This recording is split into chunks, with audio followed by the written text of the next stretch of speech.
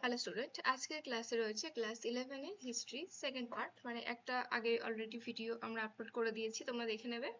আজকে রয়েছে সেকেন্ড পার্টের ইউনিট 1 এর সেকেন্ড পার্টের কোশ্চেন। তো দেখো ফার্স্ট কোশ্চেন কি বলছে। ফার্স্ট কোশ্চেন, ইলিয়াড ও ওডিসি রচয়িতাকে অ্যান্সার হোমার।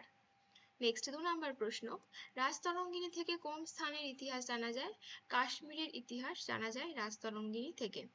3 নম্বর প্রশ্ন, ইন্ডিকার রচয়িতাকে? ইন্ডিকার রচয়িতা মেঘাস্তিনিস। নেক্সট 4 নম্বর প্রশ্ন, গিলগামেশ কোন দেশের মহাকাব্য? গিলগামেশ মেসোপটেমিয়ার মহাকাব্য। 5 নম্বর প্রশ্ন, খাজাইন উল ফুতুহু গ্রন্থটি কার লেখা? আমির খসরুর লেখা খাজাইন উল ফুতুহু। 6 নম্বর প্রশ্ন, তারিখ ই ফিরোজ শাহী গ্রন্থের রচয়িতাকে? অ্যান্সার হবে জিয়াউদ্দিন বরনী তারিখ ই ফিরোজ শাহী গ্রন্থের রচয়িতা। 7 নম্বর প্রশ্ন, কোন যুগের মানুষ প্রথম খাদ্য উৎপাদন করতে শিখেছিল? অ্যান্সার নব্য প্রস্তর যুগের মানুষ প্রথম খাদ্য উৎপাদন করতে শিখেছিল।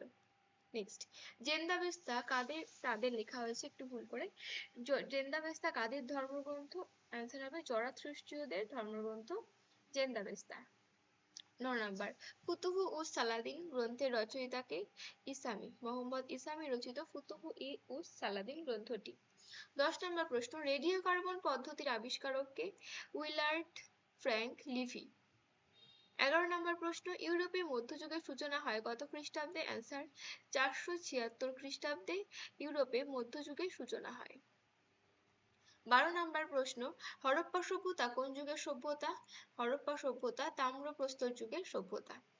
13 নম্বর প্রশ্ন, স্পেনের কোন গুহায় প্রাচীনকালের বহু চিত্র মিলেছে?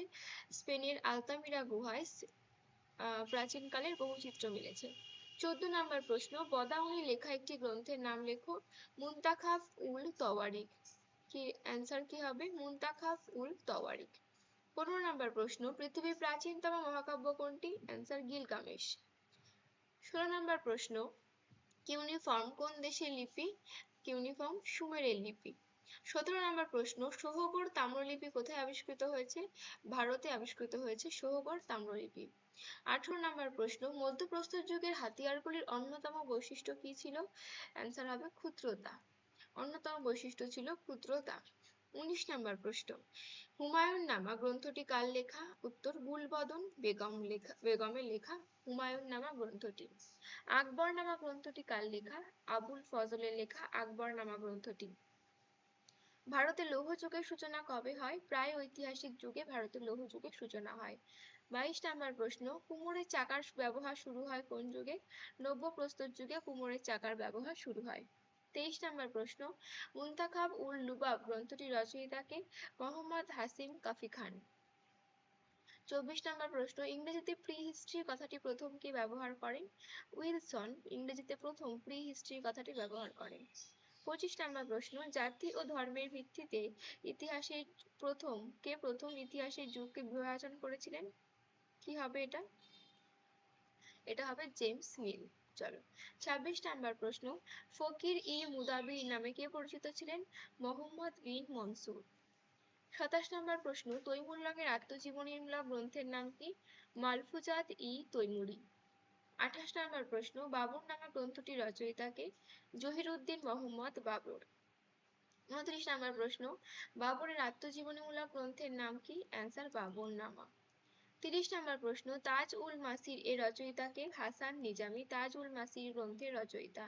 31 নম্বর প্রশ্ন, তারিখ ই সিন্ধ গ্রন্থটির রচয়িতাকে? মীর মোহাম্মদ মাসুম রচিত তারিখ ই সিন্ধ গ্রন্থটি। 32 নম্বর প্রশ্ন, কিরান উস সাদাইন গ্রন্থটি কার লেখা? আমির খসরুর লেখা কিরান উস সাদাইন গ্রন্থটি। 33 নম্বর প্রশ্ন, অন্ধকার যুগ কথাটি প্রথম কি ব্যবহার করেন? Answer Petrarch. তয়রাফলা রেফ হবে, হ্যাঁ সরি কয় রেফ হবে। হোয়াট ইজ হিস্ট্রি বইটি কার লেখা? ই এইচ কারের লেখা হোয়াট ইজ হিস্ট্রি নামক বইটি। 35 নম্বর প্রশ্ন, সাধারণ ইতিহাস গ্রন্থটি কার লেখা? উত্তর হবে পলিবিয়াসের লেখা সাধারণ ইতিহাস নামক গ্রন্থটি। 36 নম্বর প্রশ্ন, কল্পসূত্রের রচয়িতাকে? অ্যান্সার হবে ভদ্রবাহু কল্পসূত্রের রচয়িতা। 37 নম্বর প্রশ্ন, আধুনিক ইতিহাস তত্ত্বের জনক কাকে বলা হয়? র্যাঙ্কেকে বলা হয় আধুনিক ইতিহাস তত্ত্বের জনক। নেক্সট 38 নম্বর প্রশ্ন, স্টাডি অফ হিস্ট্রি গ্রন্থটি কার লেখা? আর্নল্ড টয়েনবির লেখা স্টাডি অফ হিস্ট্রি গ্রন্থটি। 39 নম্বর প্রশ্ন, কিউনিফর্ম লিপির অপর নাম কি? কিউনিফর্ম লিপির অপর নাম কোণাক্ষর লিপি। 40 নম্বর প্রশ্ন, পৃথিবীর বৃহত্তম মহাকাব্য কোনটি? অ্যান্সার হবে মহাভারত। 41 নম্বর প্রশ্ন, রোমের ইতিহাসের রচয়িতা কে? লিভি। 42 নম্বর প্রশ্ন, রোজাটা ফলক কোন দেশে পাওয়া যায়? মিশরে পাওয়া যায় রোজাটা ফলক। 43 নম্বর প্রশ্ন, সবচেয়ে প্রাচীন শিলালিপি কোথায় পাওয়া গেছে? ইরানের বেহিস্তানে পাওয়া গেছে সবচেয়ে প্রাচীন শিলালিপিটি। 44 নম্বর প্রশ্ন, প্রায় ইতিহাস যুগের সভ্যতার নিদর্শন কোনটি? হরপ্পা সভ্যতা। 45 নম্বর প্রশ্ন, তহকিক-ই-হিন্দ গ্রন্থটির রচয়িতা কে? অল-বিরুনি। তো এই ছিল আজকের প্রশ্ন। আজ এই পর্যন্ত, দেখা হচ্ছে নেক্সট ভিডিওতে। টাটা।